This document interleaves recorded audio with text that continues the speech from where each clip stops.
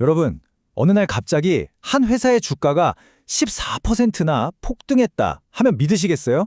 이게 바로 현대차에서 실제로 일어난 일입니다. 아니, 그냥 평범해 보였던 그 하루에 도대체 무슨 일이 있었길래 시장이 이렇게까지 열광했던 걸까요? 오늘 단 하나의 뉴스가 어떻게 한 기업의 운명을 통째로 바꿨는지 그 결정적인 순간으로 같이 한번 들어가 보겠습니다. 이게 그냥 주가가 올랐구나 하고 끝날 얘기가 아니에요. 투자자들이 현대차라는 회사를 보는 시선, 그 관점 자체가 완전히 180도 바뀐 정말 잘 짜인 한편의 드라마 같은 날이었거든요. 자, 그럼 그 흥미진진한 이야기 첫 장면부터 같이 보시죠. 이 엄청난 상승을 제대로 이해하려면 먼저 폭풍 전의 고요함부터 봐야겠죠. 그러니까 그 사건이 터지기 직전 시장 분위기는 어땠는지, 장 마감 전까지 현대차는 투자자들 눈에 어떤 모습이었는지 그걸 먼저 짚고 넘어가겠습니다. 자, 그날의 타임라인을 한번 보세요. 오전 9시에 장이 딱 열렸을 때는 그냥 괜찮았어요. 꾸준히 오르는 그런 평범한 날이었죠. 오후 3시 반에 장이 끝날 때까지도요. 그런데 진짜 사건은, 진짜 드라마는 바로 이 장이 끝낸 후에 시작됩니다. 시간 외 거래에서 말이에요. 자, 정규장 마감 데이터만 딱 보면요. 어때요? 나쁘지 않죠? 2.99%, 거의 3% 가까이 올랐으니까요. 오늘 괜찮았네? 하고 넘어갈 수 있는 그런 날이었어요. 하지만 이건 정말 빙산의 일각이었습니다. 물 밑에서는 정말 어마어마한 움직임이 이미 시작되고 있었거든요. 바로 이 부분이 진짜 재밌는 포인트입니다. 우리 같은 일반 투자자들이 보기에는 그냥 좀 오른 날이었지만 그 물 밑에서는요, 이른바 스마트머니라고 하죠. 기관 투자자나 외국인들이 조용하게 현대차 주식을 쓸어 담고 있었던 거예요. 마치 상어가 피냄새를 맡은 것처럼. 이들은 뭔가 엄청난 게 온다는 걸 미리 알고 있었던 걸까요?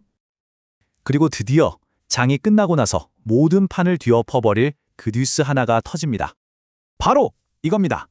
미국이 한국산 자동차에 부과하던 관세가 25%에서 15%로 대폭 인하된다. 와, 이게 얼마나 큰 거냐면요. 지난 몇 달 동안 현대차의 발목을 꽉 잡고 있던 가장 큰 골칫거리, 가장 큰 리스크였거든요. 그 무거운 족쇄가 탁 하고 풀리는 순간이었던 거죠.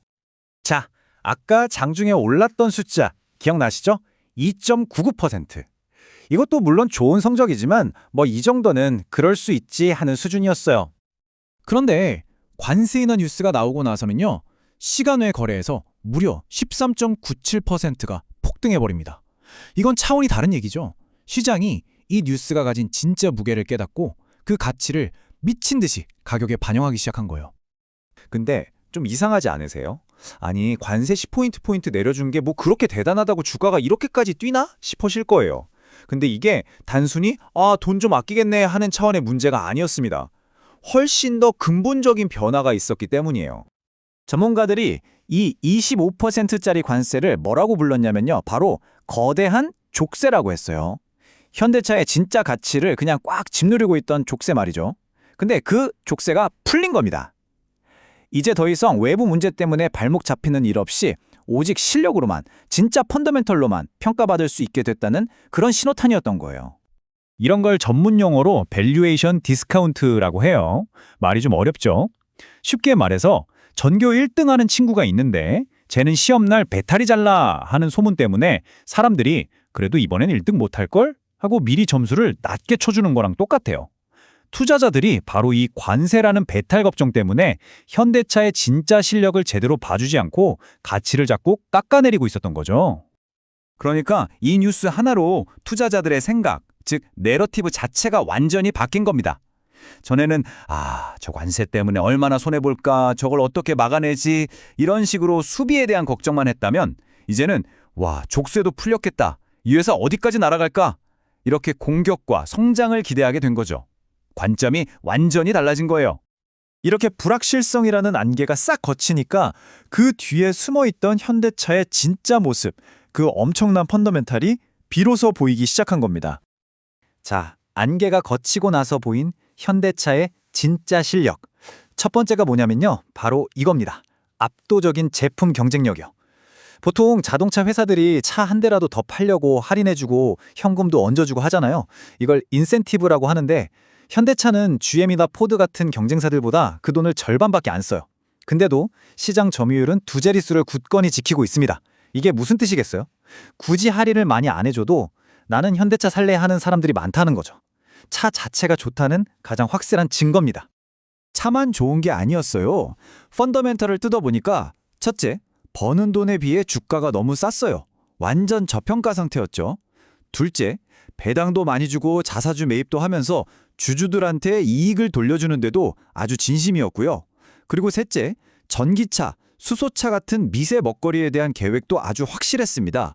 뭐 하나 빠지는 게 없는 정말 펀더멘탈이 탄탄한 회사였던 거죠. 주식 차트 보는 분들은 아실 텐데 이런 걸 기술적으로 브레이크아웃이라고 합니다. 그동안 계속 부딪히기만 했던, 절대 못 넘을 것 같던 가격의 천장이 있었거든요.